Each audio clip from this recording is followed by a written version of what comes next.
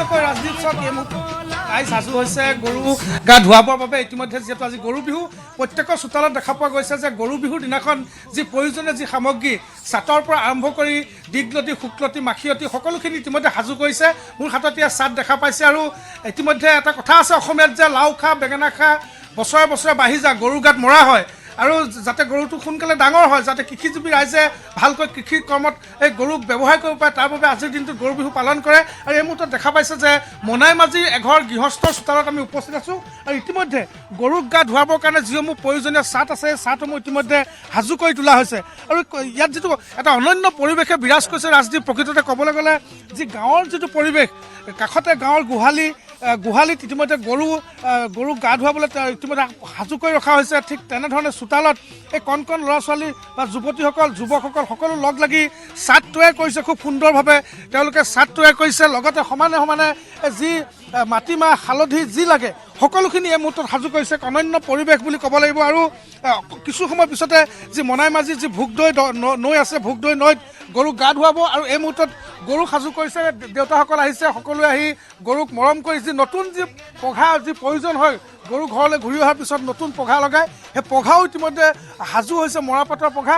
এক কথাত ক'বলৈ গ'লে যি পৰম্পৰা সংস্কৃতি সকলোখিনি এই মুহূৰ্তত এনেধৰণে সুন্দৰভাৱে তেওঁলোকে গোহালিত ধৰি ৰাখিবলৈ এই মুহূৰ্তত যত্ন কৰিছে। আৰু ইয়াৰ পিছতে ভোগদৈ বাকৰি লৈ যাব। কিন্তু তাৰ মাজতে দেখা পোৱা গৈছে যে এনেধৰণে ইয়াত যি মাহ হালধি যি লাগে এয়া মাহ হালধি গৰুক সানিবৰ কাৰণে সকলোখিনি পতাত পিচি সাজু কৰি তোলা হৈছে।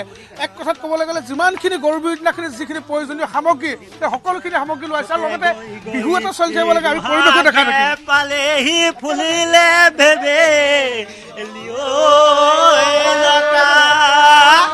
সকলোকৈ থাকিলে উৰকে নপৰে বহাগৰ বিহুৰে কথা ঐ ছাতি নাই জিলা লৈ যামে কেনে কৰি যামে কেনে কৰি চিপত চলে ভৰি আইকনে বাৰু বাৰু বুলি গলা গয়া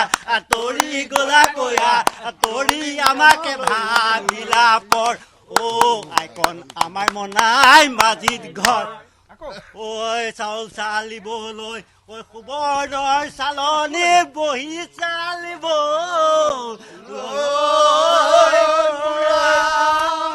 ঐ আমাৰ জীৱনলৈ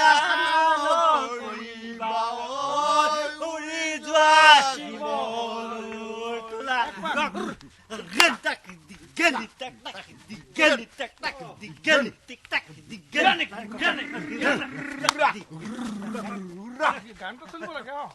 গানটো শুনিব লাগে। ওচৰতে গৈ গৈ বুঢ়াগে পালেহি ফুলিলে